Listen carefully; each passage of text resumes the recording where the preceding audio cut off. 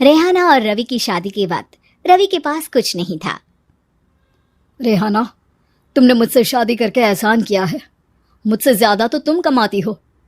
अरे तो क्या हुआ, एक दिन आएगा रवि कि तुम खूब पैसा कमाओगे। मुझे तुम पर पूरा विश्वास है। रवि और रेहाना खुद को स्टैंड करने के लिए पूरी मेहनत करते।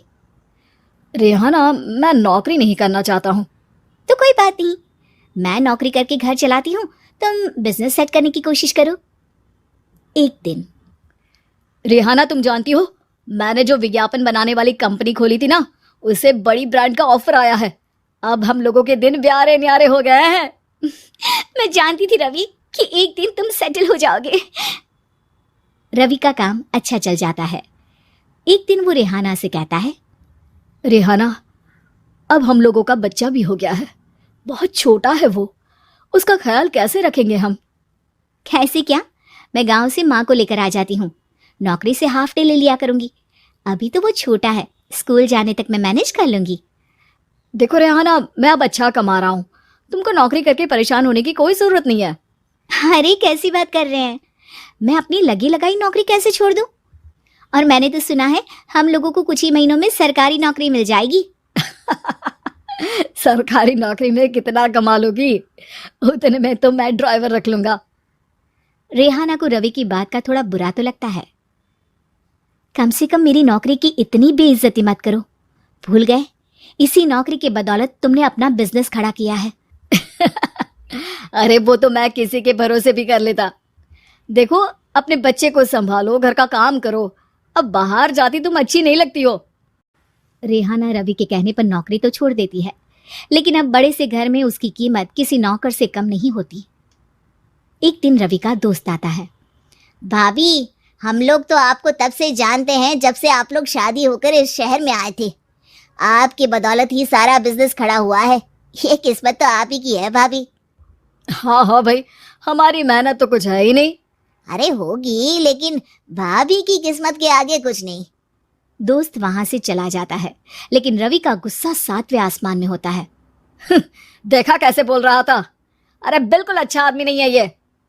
कैसी बात कर रहे हैं आप? प्रशांत भैया तो बहुत अच्छे इंसान है रवि। कैसे उन्होंने हमारे मुश्किल वक्त में हमारा साथ दिया था। अरे था पैसा तो साथ दिया, नहीं तो कौन पूछता है। रवि का व्यवहार पैसा आते ही अलग हो गया। वो बंदे को बंदा नहीं समझता। घमंड से घिरे रवि ने तो एक दिन हद ही कर दी। रेहाना, मैं अब तुम्हारे साथ नहीं रह सकता हूँ। क्या क्या बकवास कर रहे हो रवि?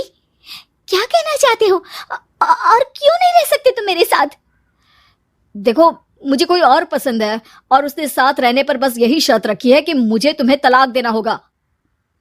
रेहाना, जो कि एक स्वावलंबी महिला थी, उसने बिना देर किए रवि को कह दिया, कोई इश्यू नहीं, मुझे पैकिंग में 4 दिन का वक्त लगेगा, लेकिन तब तक मैं तुम्हारे साथ नहीं रहूंगी। 4 दिन के लिए तुम कहीं और शिफ्ट हो जाओ, मैं घर से निकलूंगी तो बता दूंगी। रवि घर छोड़कर चला जाता है।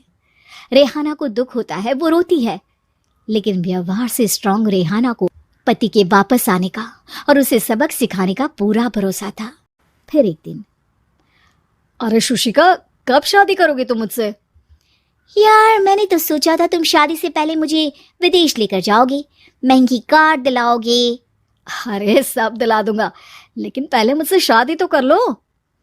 हाँ हाँ, क्यों नहीं। मैं कुछ दिनों के लिए अपने मम्मी पापा के पास जा रही हूँ और लोगों से अपनी शादी की बात करूंगी। अरे शुशिका, कैसे रहूंगा मैं तुम्हारे बिना? अब तो शादी ही होने वाली है हम लोगों की। शुशिका रवि को छोड़कर चली जाती है। रवि घर आता है, जहां रेहाना को ना पाकर उसे सब अजीब लगता है। घर तो रेहाना के बिना कुछ नहीं है। बच्चे की याद भी आ रही है। चलो एक वीडियो कॉल कर लेता हूँ। रवि रेहाना को वीडियो कॉल करता है, लेकिन रेहाना फोन नहीं उठाती। रात को सोते वक्त मन कर रहा है मुन्ने को गले लगा लूं। चलो कोई ना, शुशिका से शादी के बाद मेरे और भी बच्चे होंगे। अगले दिन रवि ऑफिस जाता है, जहां टीना खड़ी होती है। सर, आपने अपने नए ऐड के लिए मॉडल की रिक्वायरमेंट डाली थी ना, मैं उसी के लिए आई हूँ। रवि टीना को देखकर खुश हो जाता है। अब शादी हो गई है तुम्हारी? नहीं सर, बस अच्छा सा हैंडसम और अमीर लड़का देख रहे हैं मेरे मम्मी पापा। रवि के दिमाग से तो टीना को देखकर शुशिका का ख्याल भी खत्म हो जाता है। अरे यार, ये लड़की मिल जाए कितनी सुंदर है। शुशिका तो इसके आगे कुछ नहीं है। अब क्या तुम्हें ऐसा नहीं लगता कि मुझसे मिलकर तुम्हारी ये खोज खत्म हो गई है? आप तो 2 बच्चों की पापा लग रहे हैं। अरे नहीं नहीं, मेरी शादी तो हुई थी, लेकिन बीवी को किसी और से प्यार था, मुझे छोड़कर चली गई। खैर, टीना की दोस्ती रवि से हो जाती है, लेकिन 1 महीने बाद शुशिका रवि के पास वापस आती है।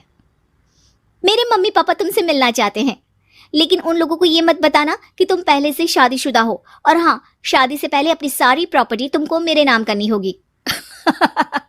अरे पागल, अब मैं तुमसे शादी ही नहीं करना चाहता। भला ऐसी लालची औरत से कौन शादी करेगा? तभी वहां टीना आ जाती है। रवि, ये पागल सी औरत कौन है? देखो, तुमने ही कह दिया ना पागल, तो पागल ही है। पता नहीं कौन है, कह रही है शादी कर लो, लेकिन शादी से पहले अपनी सारी प्रॉपर्टी मेरे नाम कर दो। बोल तो सही रही है।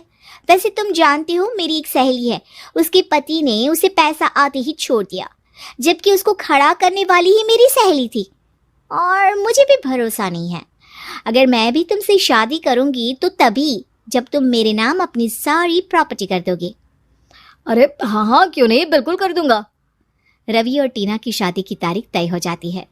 वो अपनी सारी प्रॉपर्टी के कागज लेकर शादी वाली जगह पर पहुंचता है, लेकिन वहां टीना आती नहीं।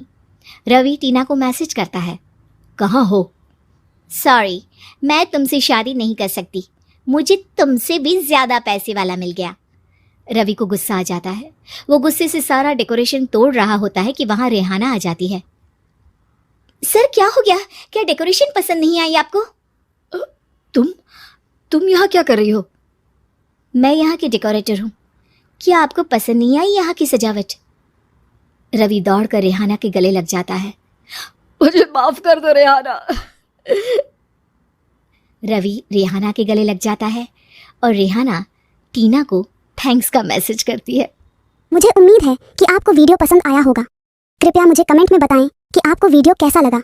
अगर आपको यह पसंद आए तो कृपया लाइक और शेयर करें। अधिक मनोरंजक वीडियो हमेशा देखने के लिए चैनल को सब्सक्राइब करना और घंटी आइकन दबाना न भूलें। धन्यवाद।